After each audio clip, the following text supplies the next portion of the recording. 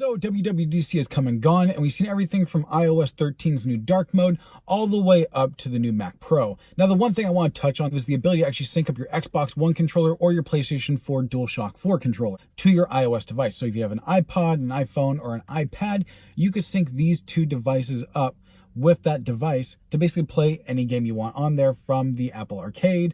Or when cloud gaming comes out with Microsoft and Sony, you can actually play your PlayStation games on there, your Microsoft Xbox games on there as well, and actually use the native controller that came with that system. Right now, Sony has their PlayStation Remote Play feature available for all iOS devices. You can actually click on the card up here in the top right if you guys want to catch that video. But the ability to actually use the PlayStation 4 controller for the Remote Play feature up until cloud gaming comes out in the future would actually be very helpful. The touchscreen controls don't really work all that well, and it just doesn't feel right. Using a controller in the hand is actually what really works well, for at least for me.